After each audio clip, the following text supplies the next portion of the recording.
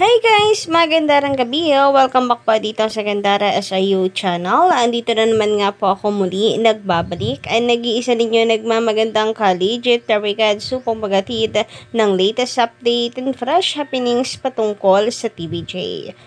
Basta mga balita na may kinalaman po sa Itbulaga, sagot na po natin yan. Ganon din po ang mga balita sa loob at labas ng showbiz. Kaya naman, kung isa ka sa mga hindi pa nakaka-subscribe dito sa aking channel, maaari lamang napindutin po ninyo ang subscribe button at notification bell para maging updated at una ka sa mga nilalabas nating balita. And para nga po sa gabing ito, ang ating pong pag-uusapan ay patungkol nga po dito sa request ng ilan pong panatiko ng kalaban na kung saan ay tila olats po sila sa kanila pong hangarin at masamang balak. Kasi naman, wala naman po talaga sila sa katwiran, mga collegiate tarigads. Kaya yan po ang kanilang napapala. Mga feeling entitled po kasi ang mga to. Anyway, before that guys, bago natin talakayin ang buong detalye patungkol doon, narito po pala muna ang naipamigay na papremyo ng TVJ noong Thursday, June 27, 2024. Napakalaki. Pumalo po ng 201,000 pesos. And I think lagpas pa nga po yan dyan kasi sa sugod bahay, bukod po sa nasusugod bahay ay may pinamimigay din po ang TVJ, diba? Doon po sa mga pumila, bigas, 5,000 pesos. So, kasama rin po iyon sa bilang. Anyway, ito nga po ang summarize na nakuha po natin sa isang social media account na TVJ supporter. So, ang total prices na naipamigay ng Itbulaga June 27, 2024 ay 201,000 pesos. Napakalaki, hindi ba? Isa pong tanda lamang yan na ang Itbulaga po ay stable ang kanilang kinikita at wala pong problema ang kanila pong programa. So, sa sugod bahay, 80,000 pesos ang naipamigay plus mga regalo. Total of 85,000 pesos naman sa Gimme 5 and total of 30,000 pesos naman sa therapy. Total of 6,000 pesos para sa barangay cinema. O ayan, napakalalaki po. Napakalaki pong gastusin sa araw-araw na ipinamimigay po ng TVJ. Of course, sa tulong po yan ng kanilang mga sponsors. Kaya mabuhay po ang lahat ng advertisers ng TVJ at panawagan ko rin po sa lahat ng supporters ng Itbulaga na nawa ay suportahan po natin ang mga advertisers na ito na talagang nakasuporta po sa Itbulaga. Iba pa rin po kasi yung impact ng isang lugar na doon may market, dito wala. Gets nyo ba yun? Na kahit mataas ang ratings ng kabila, kung wala naman pong market doon, bale wala rin. Siyempre, ang mga negosyante, dun po sila sa mga kung saan po may market. Samantala, pag-usapan naman po natin itong nakita nga nating request kahapon ng isang legit tarigad sa Itbulaga na baka naman daw ang next ay Barangay Cinema for Karen naman. Yung team ay Puppy Love para maiba naman yung tema. So, mukhang mabenta rin sa mga legit tarigads sa Barangay Cinema and tila gusto po nila magkaroon ng part 3. Siyempre, part 1 po ng Mother's Day, part 2, Father's Day, and gayon naman gusto po nila magkaroon ng part 3 na kung saan sana mabida naman na ito pong si Karen A. Stroop. And natanong nga po natin sa inyo kung agree po kayo tungkol doon na magkaroon ng Barangay Cinema part 3.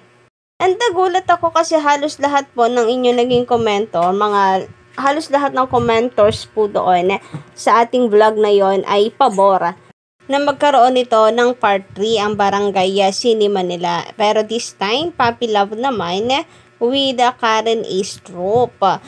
So, pansin ko lamang po mga collegiate tarigads na ang dami pong nagre-request po talaga, nagko-call out sa Itbulaga na bigyan po ng more exposure itong si Karen. Hindi ko rin maintindihan kasi for sure ay may niluluto naman ng TVJ for her. Pero siguro nababagalan po yung iba, sayang daw pagkakapanalo nito bilang bida next kung itatenga po yung talent. Pero hindi rin po natin kasi sure ano po yung mga dahilan. Maybe busy itong si Karen, may pinofokusan na ibang bagay. Pero in demand talaga itong si Karen ngayon. Ang dami kong nababasa po talaga mga comments. Masasabi ko na in demand itong si Karen para po sa mga legit na Darigad. So malay naman po natin makarating po sa TVJ. Sabi nga po dito na isang commentary natin, para sa akin, deserve ni Karen mapasama sa Barangay Cinema, pero huwag naman papilaba. Ang daming pwedeng gawin na role kay Karen dahil sa taglay niyang talent. Kaya niyang mag-shine ng walang love team. Pwede pong singing. Alam niyo yung parang between walang ningning, yung ganon na ewan ko, hindi naman ako magaling sa paggawa ng istorya, but pwedeng umikot sa singing talent. Pero okay lang din naman yung puppy love. Lahat naman po ata tayo ay dumaan dyan, hindi ba? Pero it doesn't mean naman na porke dumaan po tayo dyan ay naging haliparot na po tayo, no?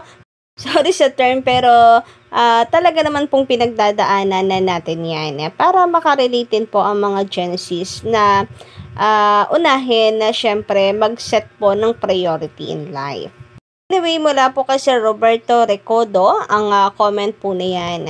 Nako, mukhang overprotective si tatay. Goods po yan, salute ako sa inyo. Anyway, sabi naman dito, kung puppy love, siguro Karen Astrup and Raiko Mateo ang bida sa Barangay Cinema. So, naalala ko dati parang na-ship din po sila noon, ano? Kasi mukhang bagay nga daw po yung dalawa. Samantala, bilang pagsuporta naman, approve itong si Sir Rudy Sombrero about kay Karen.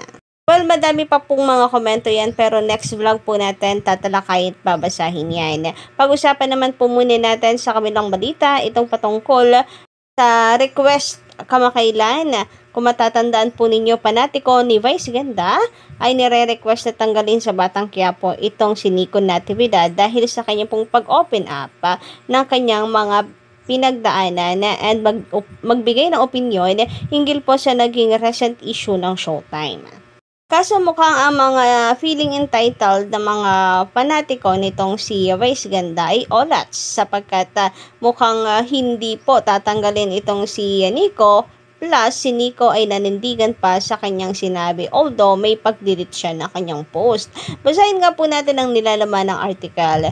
Sabi dito, maraming nagtatanong kung ano nga ba ang magiging kapalaran ng aktor at dating hashtag member na si Nico Natividad sa seryeng FHA's Batang Quiapo matapos daw himuki ng mga galit na netizens at taga-suporta ni Vice Ganda ang direktor at bida nitong si Coco Martin na tanggalin ito. Sina Vice at Coco Martin ay BFF at nag-ugat ang pagpapatanggal kay Nico nang mag-post ito ng umano'y reaction niya sa viral na pagsita ni Vice Ganda kay Axel Cruz, ang lalaking searchy sa segment na Especially For You, na biglang nanunggab ng beso sa babaeng searcher na si Christine. Bagamat binura ni Nico ang post, sa isa pang social media post ay sinabi ni Nico na pinaninindigan niya ang kanyang mga nasabi at kaya lamang nag-delete ay dahil sa atas ng management na hindi na niya tinukoy kung sa aling kampo. Samantala sa June 20 episode naman ng Christopher Minute, sinabi ni Christopher Min na mula raw sa kanyang reliable source mula sa Batang Quiapo na wala umanong sisibaking magaganap sa panig ni Coco or walang sibakang magaganap.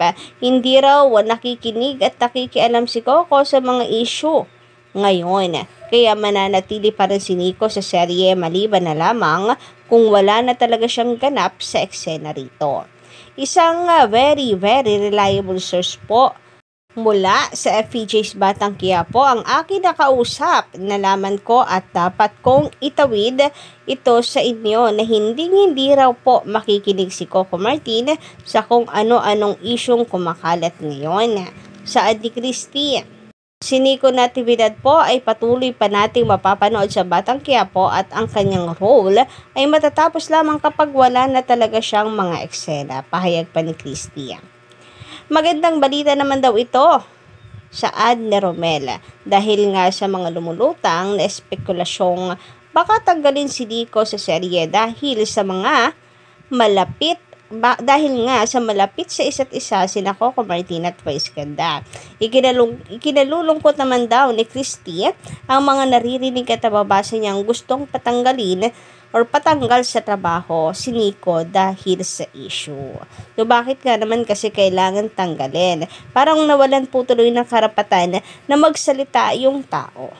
Just because of that, nagpahayag ng kanyang opinion, ipatatanggal sa trabaho na kung saan wala naman pong kinalaman doon or walang koneksyon ito doon sa segment or sa issue na kanya pong binigyang opinion, di ba? Kung sa Batang Quiapo sana siya nagsalita ng hindi maganda tapos patuloy siyang nandoon pa, baka makatwiran pa yung call out nitong fans si Vice Ganda. Anyway, let's naman po ang mga feeling entitled na yan ng mga bashers and supporters ni Vice Ganda. So kayo ba guys, anong inyong masisay? Patungkol dito pa comment lang sa baba and don't forget to click the subscribe button and notification bell for more updates.